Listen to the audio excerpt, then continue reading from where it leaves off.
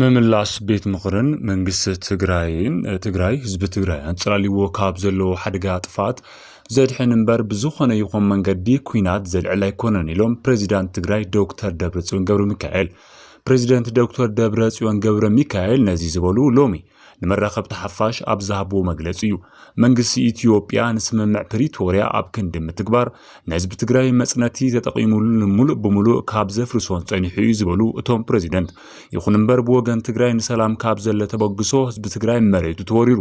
بمليونات زقطر ህዝቡ ተመዛቢሉን ተሰዲዱን በሐፈሻ ከቢድ ዋጋ እናኸፈለን ብዙሕ ተዓጊሱን ይሎም ይኹን እምበር እቲ ኩነታት እናኸፈን ናብ ዝበኣሰ እናተሰጋገረን ብምኻዱ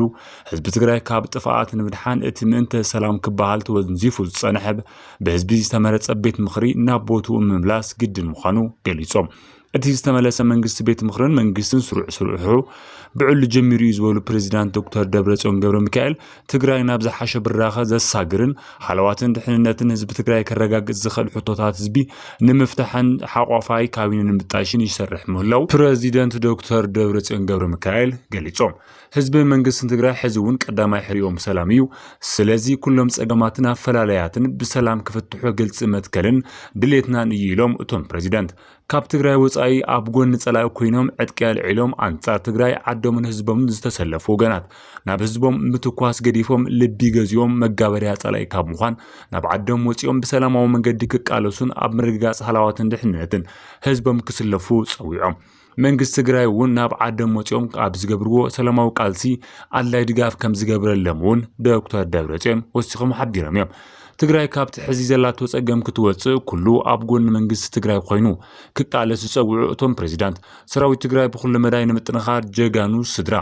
ስዋዓት ጉዳት አካልን ኩናት ሓርበኛታትን ዝግቦም ክብርን ንምሃብ ንምሕጋዝ መንግስት ፍሉይ ትኹረት ሂቡ ከም ዝሰርሑን ወሲኾም ሓቢሮም እዮም لمروف فاد مالتيو أب نماعخنات تجري بزهو مجلسي بمسار دليتن طلبن حزب تجري وصانا أبيات مخرن استملسه تونزيف تصنح منجز تجري بعلنا بوتو تملسو سرع مسرح كم جمرة زدما تجري عد حقن سرعات مخونات ردينا ناب حقن سرعات مملاسنا زرقا قسمبر نكوينات مبقسي ويدما آواج كوينات تغير موصادن مردان جيجا يلوم كلاتنا تجارس لز تجري كنمكر يقبعنا زبلو اتم بريزيدنت اب تجري خونه كاب تجري وصاي زلو تجارو كلهم زلون بوليتيكو فلالاي بزي قدس تقراريب كان من مخارن نمزتاين دلواتينا يلوم بريزيدنت دكتور دبرጽዮን ገብረ ሚካኤል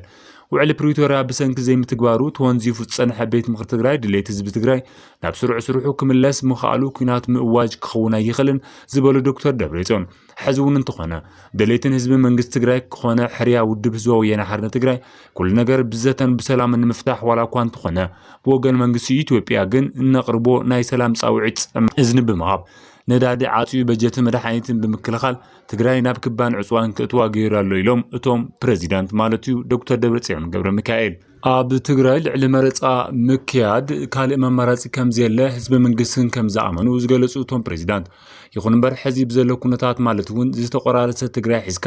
ዝተመዛበለን ዝተሰደደን ህዝቢ ትግራይ እንተይ መለስካ ዝካየድ መረጻ መሬትን ህዝብን ትግራይ ምህጋር እምበር ካልእ ትርጉም የብሉን ኢሎም ናይ 2018 ዓመተ ምህረት በጀት ክሳብ ሕዚ 40% ጥራሕ ናብቲ ዝነበረ ግዜያዊ ምሕዳር ትግራይ ከም ዝተራኸን እቲ 60% ግን ከም ዘይተለቀ ማህያ ሰራሕተኛ መንግስቲ ክኽፈል ብዘይ ምኻሉ በርክት ዝበሉ ኣብያተ ትምህርቲ ከም ዝተዓጽዋን ኣብ ልዕሊ እዚ መንግስት ፌደራል ህዝቢ ትግራይን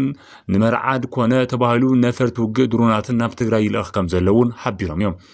ዕጥቂ ሒዞም ናብ ህዝቦም ክትኩሱ ዝፈተኑ ዝሓስቡን ዘለው ተጋሩን ናብ ልቦም ተመሪሶም ዓዶም ኣትዮም ምስ መንግስት ትግራይ ህዝቢ ትግራይን ክዝትዩ ኣብ ህልውና ትግራይን ክሳተፉን ከም ዝግባ መንግስት ትግራይ ምስ ኩሎም ተጋሩ ዘለው ኣፈላላይ ብልዝብ ንምፍታሕ እምበር ብጎንፅን ተኽሱን ክፍታሕ ድሌት ስለ ዘይብሉ ናብ ዓዶም ክምለሱን ደጊሞም ሓቢሮም ኣለው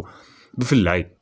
مملاس منجست كوينات أيام سن حرية تجري حزون سلام يزول دكتور دبرጽዮን مملاس بيت خمر منجست تجران أنت على كابز ولا حركات فازد إحنا نبر بزخون يخم من قد كنا زاد علا يكون اليوم بريزيدنت دكتور دبرጽዮን ገብረ ሚካኤል بريزيدنت دكتور دبرጽዮን ገብረ ሚካኤል زبالو لو من رخب تحفاش أبزهبو مجلسي منجست إثيوبيا نسمع مع بريتوريا بكند متكبر نسبة تجري مسنتي تتقيم له ملء كابز فرصون صنيح يزبالو توم بريزيدنت يخون نبر بوجن تجران سلام كابز ولا تبغوسوز تجري مريتو وريرو بمليونات قطر حزب تمزا ተባቢሉን ተሰዲድን ብሓፈሻ ክቢር ዋጋ እናካፈለን ብዙሕ ተዓጊሱን ኢሎም ይኹን እምበር እቲ ኩነታት እናኽፈአና ብዝተበኣሰ እናተሰጋገረን ብምዃዱ ህዝቢ ትግራይ ካብ ዝጥፋኣት ንምድሓን እቲ ምእንቲ ሰላም ክበሃል ተወንዚፉ ዝፀንሐ ህዝቢ ዝተመረፀ ቤት ምኽሪ ናብ ቦትኡ ምምላስ ግድን እዩ መማረፂ ካዚ ይብሉ ኢሎም